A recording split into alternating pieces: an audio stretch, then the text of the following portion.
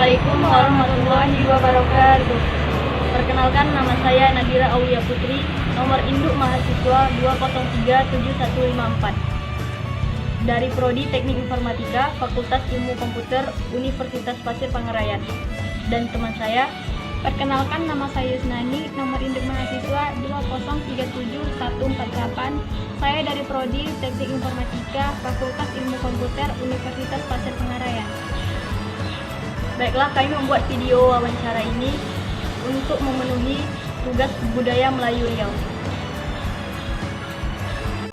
Langsung samyang kita mulai wawancara dengan tokoh adat Melayu Luhak Tambusai Busamo, Kepala LKA Luhak Tambusai, Bapak Tengku Abdurrahim SPDI, gelar adat Tengku Syahidina Mukamil, dan Datuk Bendaharo Bapak Zulman Esos, gelar adat Datuk Paduko Sendaro.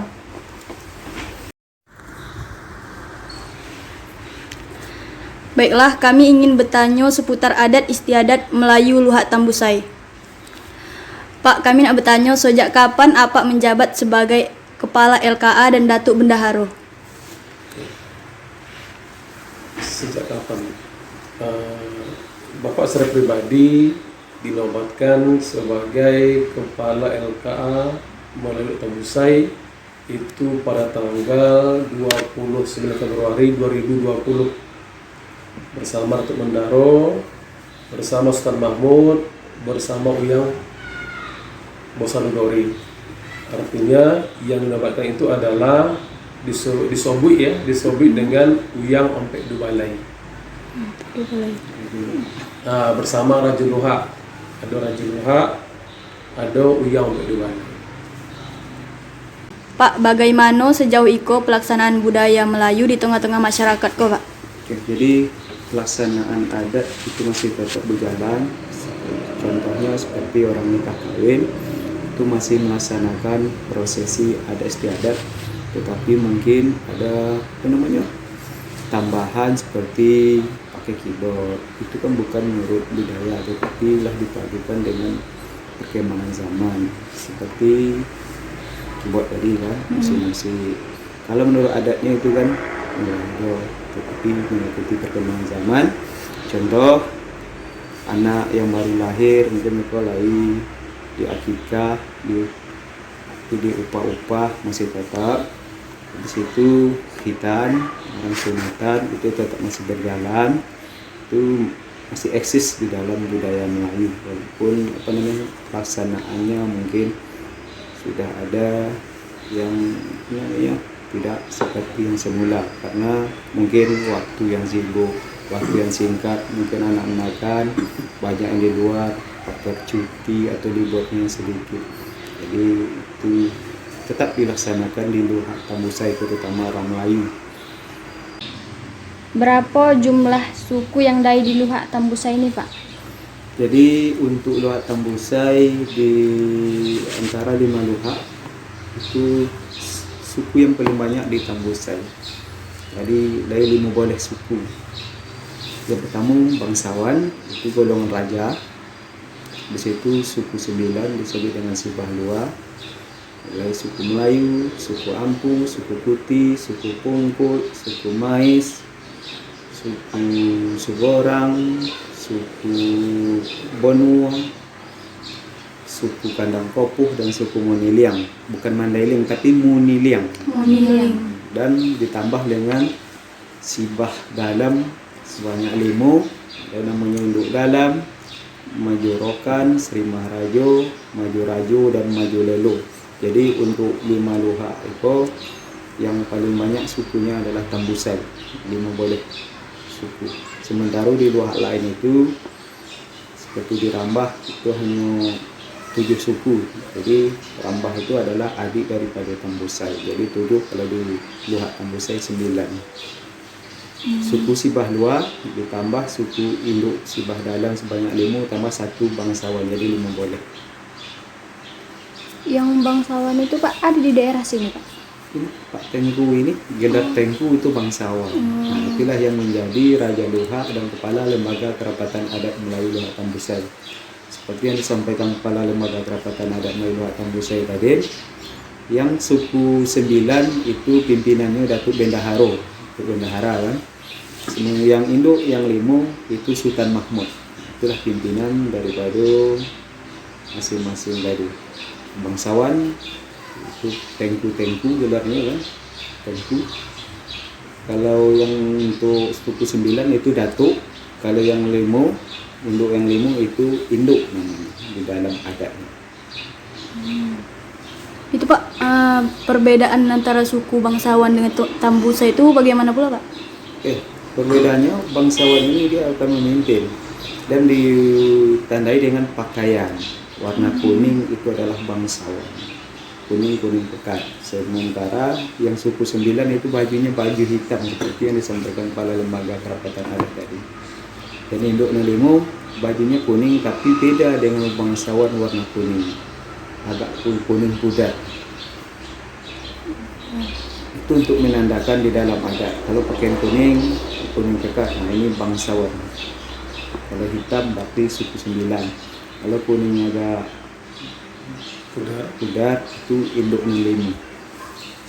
Jadi itulah membedakan masing-masing suku.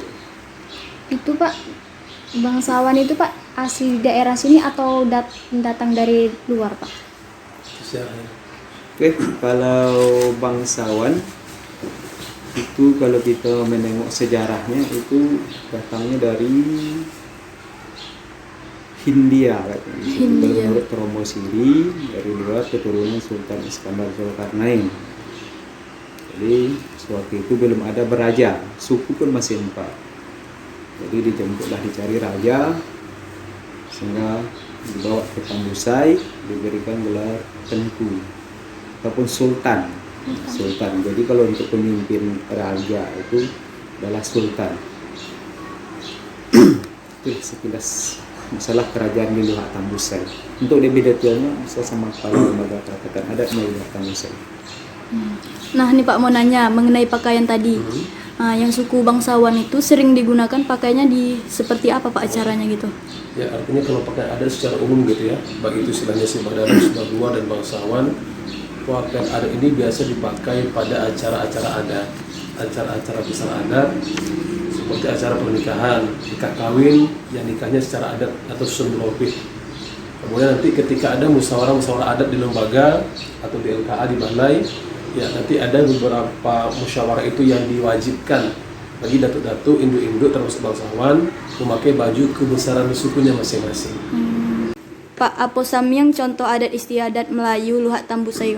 Jadi yang diurus dalam adat istiadat Melayu Luhak Tambusai yang godang atau yang bosa seperti nikah kawin itu diurus oleh adat karena itu merupakan prosesi yang sangat sakral. Itu contohnya nikah kawin.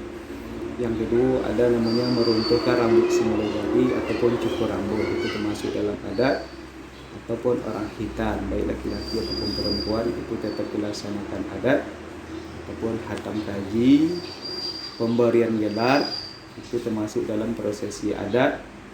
Menjauhkan yang korup ataupun menyelesaikan permasalahan yang lain di dalam masyarakat, contohnya terjadi sidang sengketa itu juga diurus oleh adat. Habis itu acara upah-upah itu termasuk prosesi adat, contohnya entah jatuh, entah habis sakit, itu diupah-upah menurut sepanjang adat, ataupun entah bucokak atau berkelahi dan mengeluarkan darah itu diupah-upah juga ataupun diurus juga secara adat.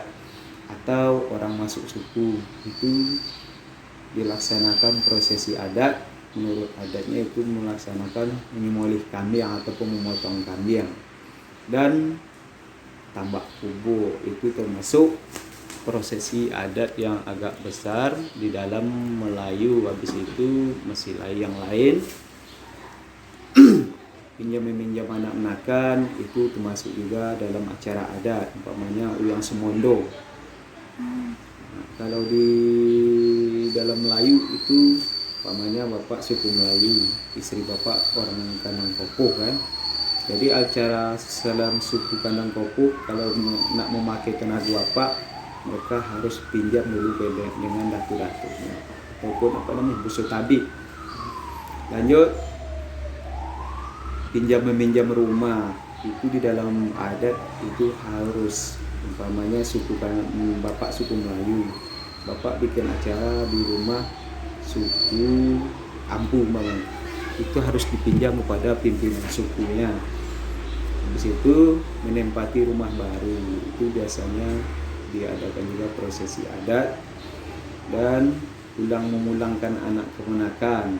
Umpamanya ada yang sudah meninggal, umpamanya suaminya meninggal, istrinya itu kan dipulangkan balik kepada sukunya, itu dilaksanakan juga secara adat. Habis itu umpamanya ada panen melimpah, kalau zaman dahulu kan dapat rezeki yang banyak lah, mungkin acara sedekah, itu pun termasuk dalam prosesi adat. Jadi untuk sementara secara garis besarnya itulah yang diurus oleh adat itu. Pak, acara apa samyang yang diadakan tiap tahun?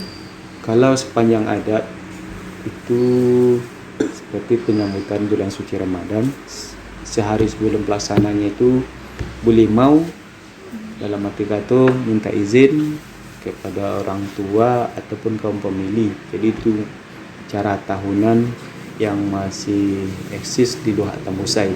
Untuk kedepannya mungkin dibuat acara secara resmi, kumpul di Balai Eko, di situlah mungkin difokuskan di Lembaga Kerapatan Adat Melayu Luhak Tambusai, dan sehabis itu barulah anak gunakan ke rumah orang tuanya ataupun kaum pemilih yang lain. Jadi kalau untuk tahunan baru itu hak itu yang masih berlaku, sementara yang lain-lain itu bersifat temporer. Contoh popa, nikah kawin, tak mungkin apa namanya itu tergantung kondisi, ataupun orang berkelahi bucoka kan tak mungkin tahunan coka gitu kan, bila timbul apa namanya persoalan.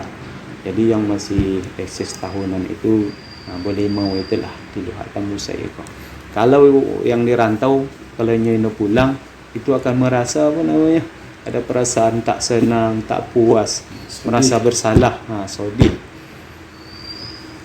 Dan termasuk acara hari raya itu kunjung mengunjungi, itu masih ada di Luhak Tambusai, mengunjungi kaum pemilih, orang tua ataupun kerabat untuk acara tahunan yang masih berlangsung rumah ke rumah. Itu yang rutin di Luhak Tambusai. Sekian. Itu Pak, kalau belimau tuh diadakannya pas paginya, sorenya atau bagaimana Pak? Jadi belimau itu rutinnya di Luhak Tambusai dilaksanakan setelah sholat asar. Jadi setelah sholat asar menjelang waktu maghrib, di situ waktu minta izin, minta maaf ke rumah keluarga atau yang lebih tua daripada kita.